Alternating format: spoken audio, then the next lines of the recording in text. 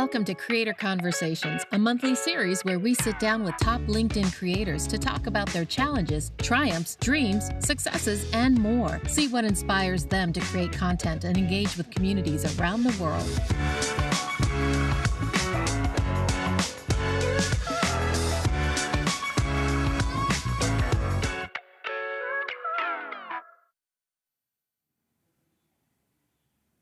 Hi, I'm Scott Rising, and welcome to Creator Conversations, a monthly live show where I speak to top LinkedIn creators about a trending topic in the world of work.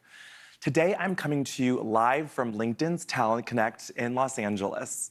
What better place to talk to executives and decision makers about leadership than this summit of top talent leaders from around the world, here to explore, share, and learn how to lead their organizations into a new future of work.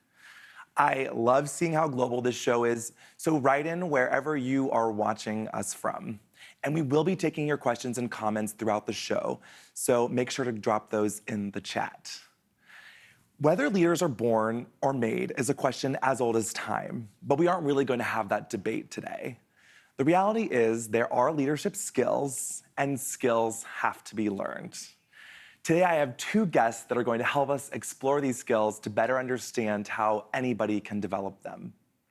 First, we have 2020 LinkedIn Top Voice for Equity in the Workplace, best-selling author of The Memo and Right Within, workplace and equity consultant, Minda Hart. And now we have speaker, consultant, author, and podcast host of The Future of Work, Al Dia. Welcome, Al. Thank you. It's great to be here. Great to be here. Thanks, Scott. Yeah, so Al, I'm gonna start you off with a softball. Can leadership be taught? I would say it's a yes and. Yes, it can, and there are plenty of places where it is being taught, and no matter how wonderful the curriculum or the learning that is being taught, it cannot be put into action unless the individual who is taking that course or consuming that content actually takes action on it and puts it into practice. And so plenty of people have the ability through platforms like LinkedIn and other places to learn about leadership in a classroom setting or on demand. But until they actually take actions with that and use those learnings and put them into practice, it's going to fall short. Yeah, and I think what we'll really want to get into today and is how do you actually put those into practice? It's one thing to learn something in a book, but Minda, what are some ways people actually can exercise maybe those skills they've been trying to develop? Yeah, I think that's a great question, Scott. For me, when I was in my former life, before I became an entrepreneur, I used to look around the table and say, whose skill set don't I have? Right? And who's at the tables that I want to be at as a leader? And one of the things that I used to tap into is public speaking, because I'd be deathly afraid of speaking up in front of meetings. And so I took it on myself to say, you know what, that's a competency that I need to have in my toolkit. And so I invested in myself in that way to be a public speaker, because as a leader, we have to influence the room and we have to use our voices. And so I think if you're thinking about what are the skill sets that I need, look at the leaders that you admire and see what sort of competencies you can start to not mirror, but maybe mirror, but not mimic, right? Make it your own. But I think it's really important to continually add those tools and those skill sets. And for me, I knew that I had a voice. I just had to figure out how I wanted to use it. Yeah, and Al, do you think that, with some of these leadership skills, how do you identify what they even are and what you're lacking and what you really need? Sure. Well, the beauty, I think at least, is that we all have the ability to practice leadership skills. And it really is this idea of leadership as a verb, not so much as a noun in terms of a formal title. And so how do you figure out what to practice or what to do? Well, I think two things that come to mind. I think the first thing is just through being able to have a good sounding board of peers around you. So in Minda's example, hopefully she also had some other peers around her who could tell her and say, hey, Minda, you're really great at this. And here's where I see that showing up each day. I would love for you to do more of that because that would really help the team or really help us achieve a goal. And hey, Minda, here's a couple things that you can really work on. And here, oh, by the way, here are some ways in which you can work on that. And I think the other thing is just really being able to actually give yourself more credit for the work that you're doing each and every day. All of us in the work that we do are probably demonstrating an ability that is showing leadership in some kind of way. And sometimes we just need to pay attention to what it is. And it can be as simple as just taking a couple minutes to write down for that recent project you just worked on. What did you do that was really well? And how could you maybe do that even better the next time around that would add even more value to what it is you're working on? So using your peers around you to give you feedback and just paying more attention and being more mindful to what you're doing every day. Can I take Al with me into those rooms? I need that reminder. Yeah, I really need a little, like, Jiminy Cricket kind of like booster. Yeah. And I think that there are a lot of misconceptions around leadership, and I think that that's one of the things we really wanted to dig into in terms of, especially a lot of times people associate leadership with extroversion, like these charismatic people that are going to inspire you to lead in a certain way. Minda, what do you say about like the different types of leadership styles and how you find what's right for you? That's a really great question because leadership is not a one-size-fits-all approach to it. And for me, for example, people might think that I'm an extrovert, but I'm really an introvert. Yeah. And I'm still a leader, right? So I think that it's really important. And I love that you have this show, Scott, on LinkedIn, because we can show different faces and spaces of what leadership looks like, right? And so for me, I often tell people, I don't have to meet everybody in the room, but who are the people in the room that need to know what I'm doing, right? And I think it's really important for us to shift what the dynamics of leadership look like. For example, when I entered in corporate America, I would have to wear stockings, heels, dress, and now I'm still a leader and I show up in those same spaces and I wear Air Force Ones, right? Does it take away my leadership competency? No. But now I can bring my authentic self, and I think when we lean into that as a leadership skill, it's actually an asset. I mean, you are talking to someone in a leopard print suit right now, so totally feel you right there. And I do think in that, how have these preconceived notions about leadership shut out different kinds of leaders from being in the room?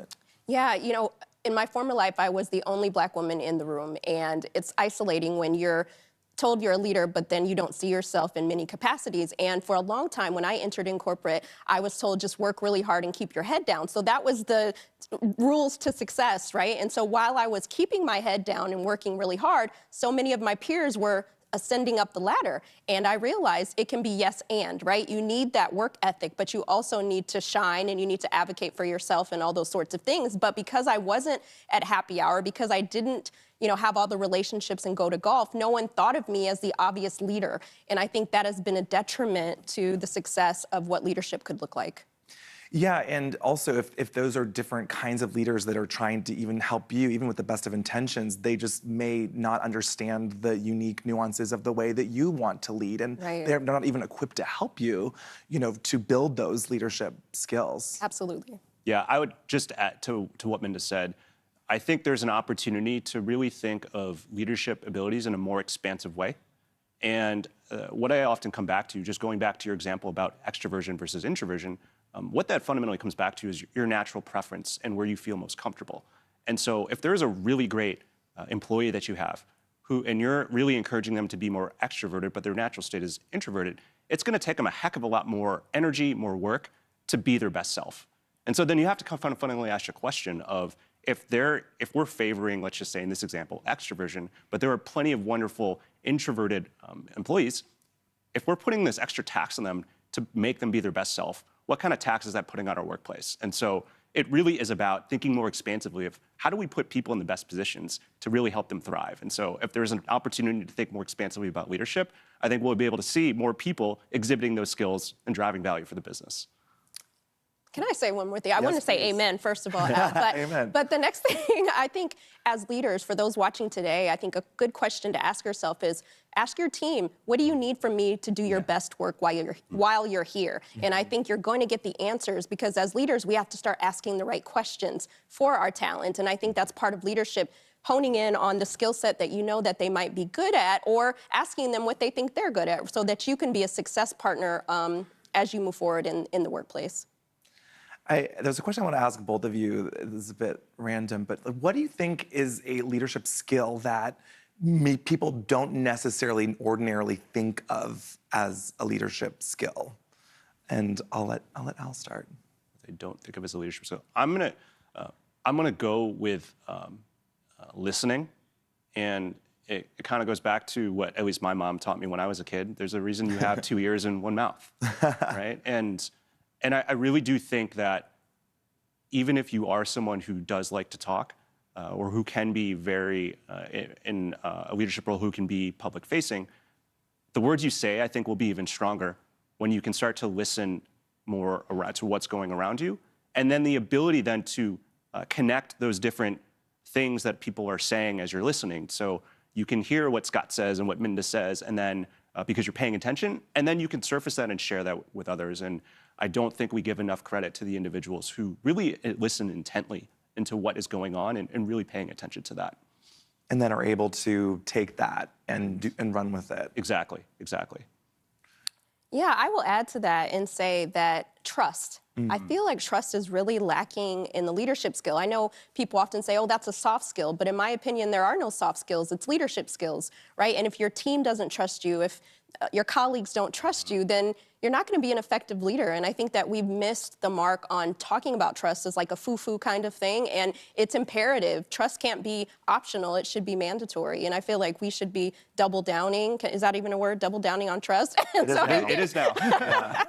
So I think it's really important. And as leaders, we have to ask ourselves, does our team trust us? Because I can say that diversity, inclusion, belonging are important, but if nobody trusts that, if it's not demonstrated, so I think we need to really go back to the core values of what a leader should have, and I think trust is table stakes.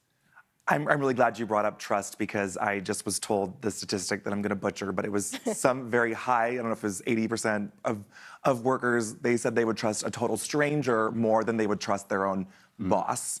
Yeah. So it's pretty, I think that really underscores the point of building that trust, and how you build that trust is by doing a lot of the things that you both have been talking about today, in listening and helping, get people the support that they need. Yeah. We do here on the show like to show some of your work. So first up, we have a clip from Al. And if you find yourself early in your career, you might wonder how you can build these leadership skills. And so let's watch the clip. The question I often get is, how do I lead when I'm not in a formal position of power or influence? And the good news is, in today's world of work, you can lead right from where you are. And that's whether you're a brand new intern up to the CEO, or whether that you are working remote or working in the office. The best way to start demonstrating that you are a leader is by showing that you can lead in the position that you currently occupy right now. That means solving problems, bringing people together to work towards a common goal, treating others and leading in a human-first way. All of those things will help you demonstrate that you are a leader, regardless of where you sit in the organization. I think that is just so well articulated, and I wondered if there was anything that you wanted to follow up with on that. Yeah, I would just say that I've always been a big believer in the power of human potential and what humans can do. And I think what inspired me to say that and share that clip was I really do believe that everyone has the ability to lead right from where they are. And I think the better question to ask yourself, whether if we are formal leaders in an organization, is, well, how do I create the space and how do I create conditions where people feel empowered to lead? Because really, great ideas can come from anywhere, and great people can do great things. And so what do we need to do as an organization or a society to empower more people to look within themselves to be able to lead? Absolutely. And if you're not given those opportunities at work, which I think maybe a lot of people are not, what are things outside of work that people can do to develop those skills? Maybe start with you, Minda. Yeah, I think that's really important. I think part of being a leader, even if you don't have the title, you don't have to wait. I often say you don't have to wait for your manager to give you the title. We can activate leadership today, every single one of us. And so one of those things, again, is looking around the room and seeing what are the qualities that you want to possess. And if it's public speaking, again, go to those courses. If it's leadership, go to the conferences like Talent Connect. Those are the places. We didn't pay her to say that. Those are the places that you need to be, because it really influences and shapes how you see it, and also upskilling, right? So some of the skill sets that we had as leaders in, the 90s may not necessarily translate today, so we want to make sure that we're fresh on those. And so I think we all can do that. You don't have to arrive at a certain place and say, oh, I'm good. We all should be learning and leading and enhancing our leadership skills every day. Yeah, I love that emphasis on continuously learning. It could be easy, you get to a space where you're like, okay, I've been doing this for a while. I know what I'm doing, I got the groove, but the world changes, talent changes, the people around you change, the workplaces, so I think that's a really, really important point. Yeah, I would just add 2 quick examples. So one comes from another LinkedIn member, Megan Loist. She created something called Gen Z VCs, and Megan was trying to break into venture capital, and she was finding some challenges. And so what she wanted to do was to help other people try to figure out, particularly who were Gen Zers, figure out how to break into venture capital and educate them on it. Now she has a community of over 20,000, 30,000 members, starting just from one person. Wow. That's leadership. Another person is Diego Granados. Diego was trying to figure out, how do I break into product management? He did something similar. He built a community of about 5,000 to 7,000 aspiring product managers, and every week they host audio sessions and really teaching people about, how do I break into product management? How do I find different ways to get my resume in order? How do I apply to companies and master the interview process? And so those are perfect examples where people just saw a challenge that they were facing and thought to themselves, how can I galvanize people around me, help them in some kind of way, but then collectively, how can we win together? And so I think those are two great examples of just people who led right from where they were. Yeah, and what I love about those examples is that they recognize that they have something to offer. Yes. That maybe the people that have higher positions or are up in the organizations or VCs or whoever that they don't have. And so one of the things that really helped me in my career was also cultivating reverse mentorships. So understanding, especially if you're Gen Z, people are really curious. They want to know everything about what you're doing and how your brain works. So I think there's a real opportunity for people to exercise leadership through reverse mentorship.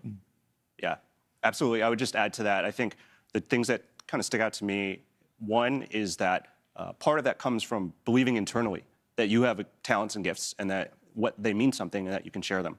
And then I think the other part of that is, how do we create managers and leaders, other leaders, who are demonstrating that to their employees, so those employees do feel valued and feel empowered to take on those leadership abilities. I know that's, I think, inherent in some of the work that you do, Minda, as well. And so, those are the two things that really stuck out to me from that question. Yeah. And I'll just add, I think as leaders, we just have to constantly remind ourselves that success is not a solo sport. That's right. And as long as we keep that at the forefront, it's the team mentality, I think we'll be just fine. Yeah. Yeah, and just a reminder, if you have any questions, comments for our guests, go ahead and drop them in the chat. We're gonna queue up our next clip from Minda.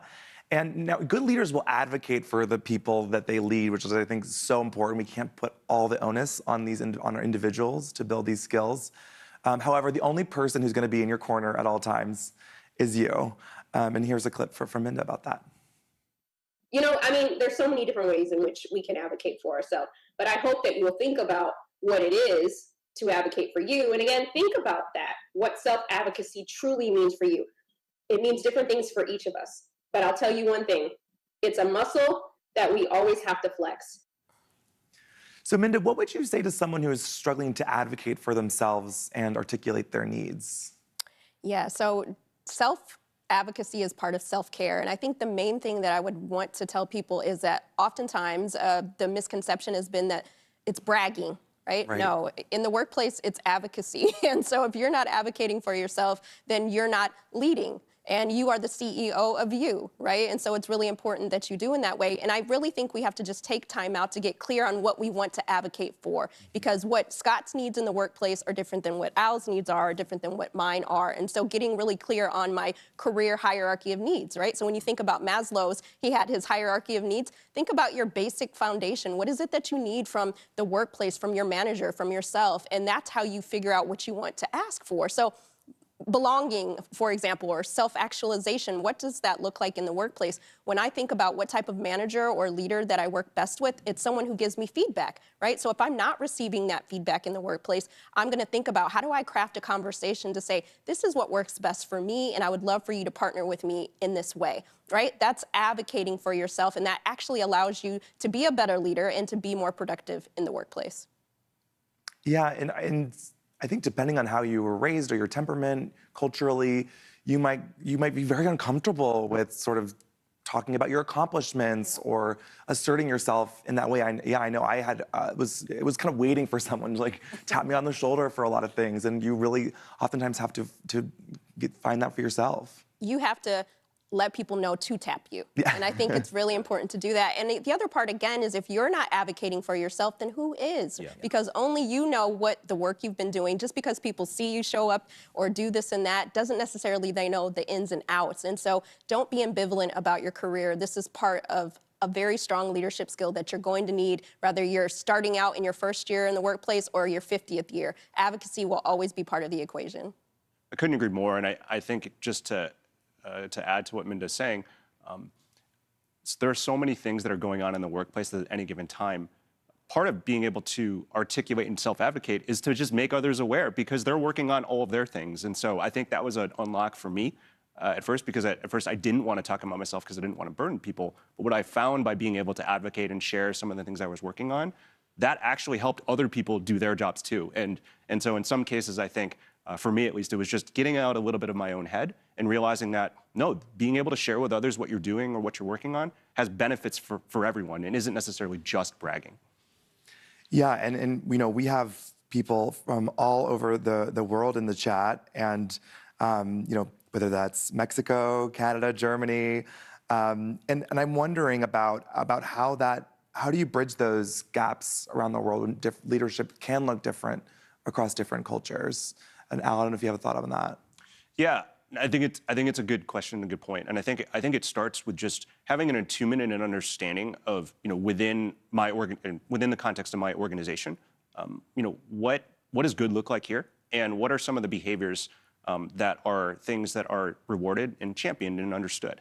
And again, just speaking from my personal experience, that wasn't something I necessarily understood early in my career. I think to Minda's point, for me at least starting off, it was really about like working hard and doing a good job, which is still very important. But I think part of it for me was just understanding around me and paying more attention to the fact that I'm an individual working in a larger system. And so being able to understand the system and how it operates together, I think helped me better understand, all right, well, if this is what it's like here, what are the things that I can do to be successful? And that will look different wherever organization you go to or where you might be in the world. But I think having a better understanding of the baseline, at least of your surroundings, is probably a good place to start.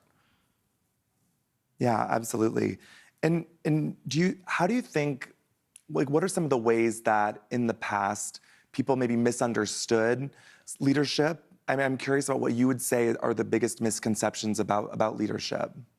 Yeah, I think from where I've sat most of my career as, you know, a Black woman in the workplace, I think that sometimes pedigree, right, in terms of where you went to school, for a long time, Scott and Al, I felt a way about when I started my college career. I started at a community college, right? And so oftentimes I stopped putting that on my resume at that time because leaders look like Yale or Harvard, and leaders can look like a lot of different places, right? And I think, again, let's dismantle the myths of what leadership looks like. And then also, too, at one point in time, when I entered into the workplace, and many workplaces still look this way, but they're one dominant culture, right? Or one dominant identity. And we can't have a good diversity of leadership and thought if we don't take into consideration everybody's skill set. And so I'm so glad that we're even having a conversation about leadership with such a diverse group of people here on the couches today. And this is leadership. This is leadership. And I just think that we have to really hone in on what our biases are around leadership and who gets to be a leader, right? Even when we use phrases like high potential, who's defining who high potential Executive is? presence. Right? Executive presence. All of those different things. And if you have one group determining that, then you're excluding a whole lot of other great leaders. So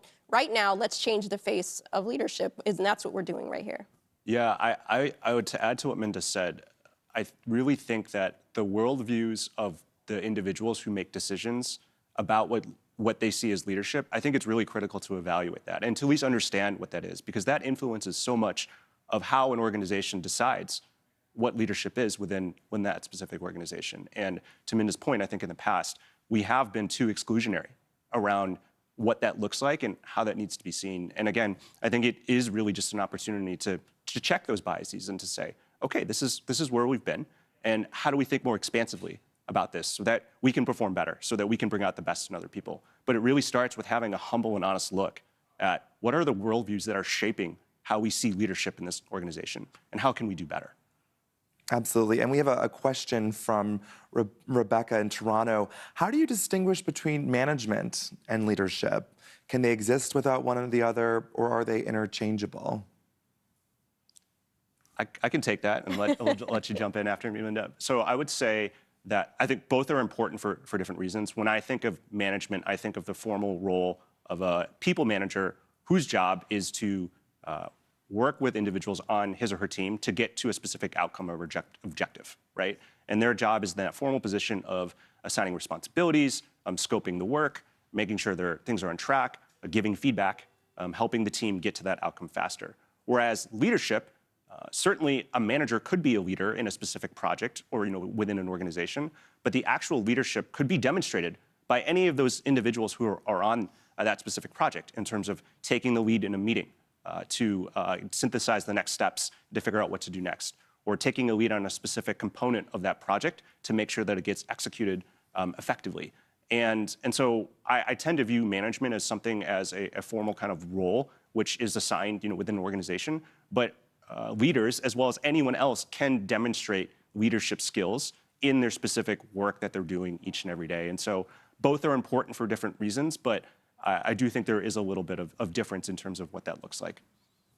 Yeah, and I totally agree with Al. The only last thing I'd add is that whether you're a leader or a manager, I think it's really important to say, I'm not going to opt into equity, but I'm going to make it mandatory. Yeah. And I think too many leaders and managers opt in, or, oh, I don't feel like doing it today, or, but think about equity has to be mandatory, whether you're leading or you're managing, because that affects the outcomes and the people that work with you. Yeah, and we have another question, and I think a few people are interested in this too in different ways. But how does, with this hybrid world and different time zones, and Daniel's asking, how does the way you advocate for yourself shift in workplaces where you're distributed, you're remote, maybe you've never even met your boss in person? Do you have thoughts on that, Minda? Yeah, I do a lot of workshops at corporations around self-advocacy, and I tell people all the time, whether you're on the phone, you're text messaging, you're video conferencing, self-advocacy is self-advocacy, right? And partially, it's, again, making yourself be seen. And so if you know that you're in a hybrid schedule, when you're in the office, making sure you have that FaceTime, right? That you're getting on the calendars of the people that need to see you. Because, again, we're not waiting for someone to tap us on the couch. They're never going to come there. That's for the best, honestly. Yeah. Yes. But using what we have, and I feel like now more than ever, we can advocate for ourselves way better than we could when we all were kind of just in the same space, because now people are have more flexibility in how you can communicate. And so think about it in a lot of different ways. Self-advocacy could mean flexibility, like asking for a flexible schedule. It could be asking for stretch assignments, all of those things. But regardless of what it is, even if you don't have a manager that's invested in your success, bring it to them so that they know how to help you. And I do believe, Scott, that most people want to help you if they know how to. So it's part of the equation that we can solve is the advocacy. The two things I would add to that, the first word is intentional. I think it just means you just need to be a little bit more intentional about finding ways to practice self-advocacy, whether you are remote or whether you're in person, and just really thinking through about that. And then the second word that comes to mind is just continuous.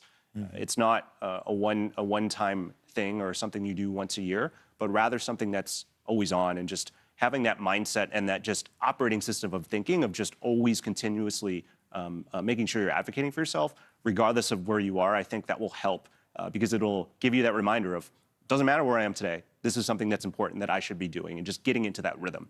Absolutely. Well, this has been such a great conversation. I do want to ask, if you have any final thoughts, where can people find you? Minda, why don't you start?